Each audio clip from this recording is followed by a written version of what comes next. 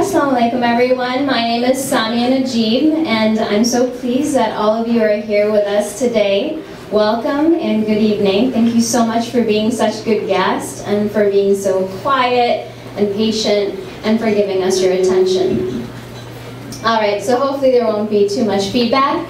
I'm going to try my best to speak up so that everyone hears me. Board members in the back, if my volume goes low, please let me know. Thank you.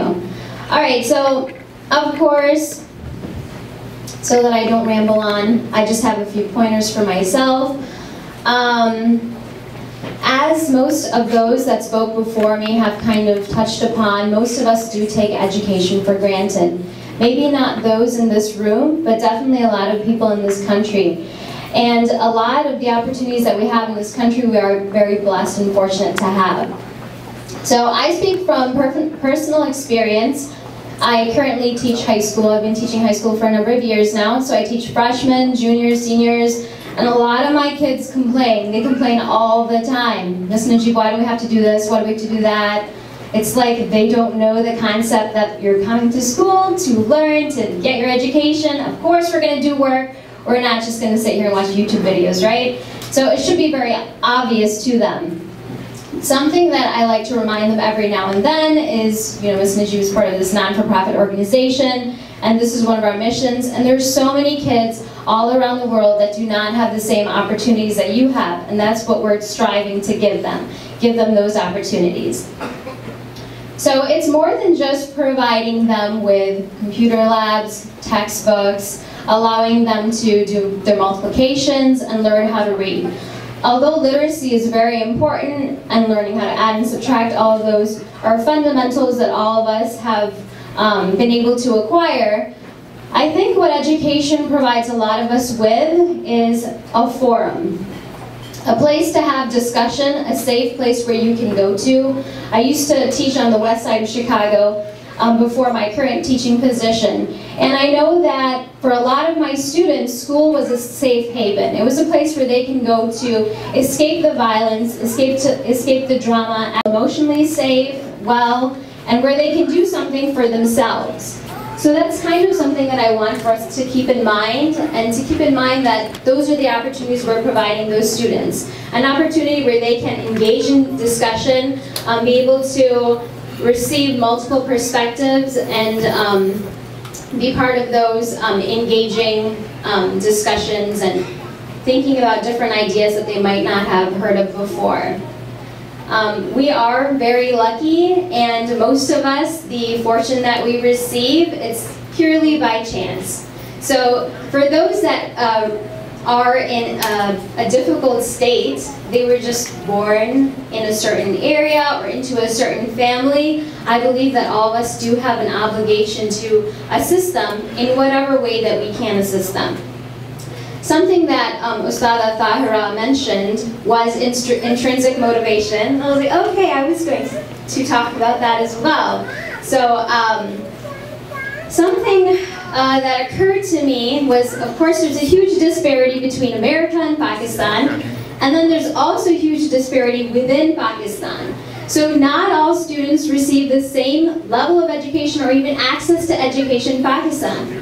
There are some students who are able to go to certain schools, and then in rural and undeveloped areas, they're not as fortunate. So Yeardale Chicago creates and maintains schools, and especially those rural and underdeveloped areas. Over here, I know because as part of our teacher meetings, they would tell us attendance is very important. For each kid that drops out of school, that's $5,000 to $6,000 that our school is losing.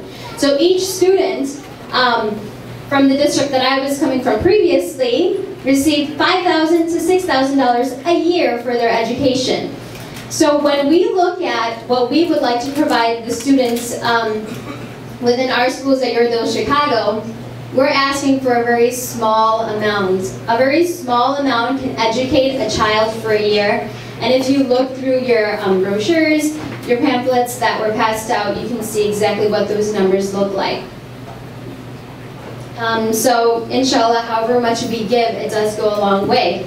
So as Ustada Tahira was discussing with intrinsic and extrinsic motivation, some people are driven to assist others because there is something in them that makes them feel extremely uncomfortable to see people in discomfort. So if you're that type of individual, that's really great. But also, one of those things, if that light and that desire doesn't hit you within, something to keep in mind to keep us accountable and responsible for those that are really far away and we might not have had a connection with them, would be the fact that this word that we all know of, globalization, the world is so interconnected these days and we really cannot escape one another. So whenever you see anyone struggling, I feel that that will eventually come back to us. Those people that are not able to receive education, they will find other things to do with their time, whether it be positive or negative. And if we are trying to provide people a safe place to learn and grow, then that ultimately benefits us as the human society. That way we're making sure that these people are making progress, and when they make progress, truly we all make progress. So some of you may have connection to Pakistan, and some of you may not. But with that being one of the world's third worst, I believe, last time I checked statistics, in literacy, I believe that it is in dire need of our assistance. And whatever we can do, however much we do, is going to be just that difference that helps one person to get out of the situation that they're in. 66% of the people that we assist and have part of the Yoredale schools are women. So I'm of the belief, some people are saying, you know, society is very patriarchal, but I think that we live in a matriarchy, and most of the lessons that we receive are from our mothers. And even if all those women do not become mothers, they will be someone's sister, someone's mentor, someone's leader, a business owner. A lot of the Yoredale Chicago alumnuses, they go on to create businesses within their villages, within their communities, which then go on and create economic opportunities for those around them. So once again, the board members are walking around with their donation cards and pens, and we appreciate all of you so much for your time, energy, and efforts. And we look forward to seeing you at all of our events. If you're unable to donate today, you can most definitely donate online. If you'd like to receive more information, please feel free to touch base with any one of us. And peace and blessings upon you for joining us. Thank you.